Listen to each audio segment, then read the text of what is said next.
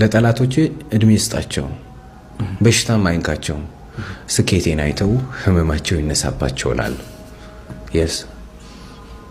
ማለት ሄጄ እነሱን መበቀላቸው ይሄ በድብድብ በጦር አይደለም ጠላትህን የምትበቀለው የኡነት የተሻለ ሰው ሆነ በመገኘት ብቻ ነው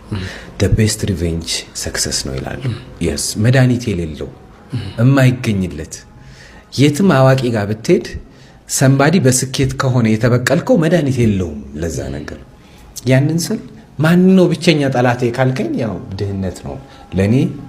አንደኛ ጠላት የምድር ላይ ድህነት ነው ማለት እስከ ጥግ ድረስ እስኪቀበር ድረስ ታግዬ ማሸነፍ መፈልገው ድህነትን ነው መበቀለው እሱን ነው ለምን በዚህ ደረጃ ጠላው ብዙ ሰው ኮምፎርታብል ነው ከድህነት ጋር በጣም አሪፍ ኮምፎርታብል የሆኑት እንዳልኩ ነው ወንድነትን የዘነጉ ሰዎች ናቸው ያው ምናወራው ስለ ወንድነት ታግሎ ማለት ነው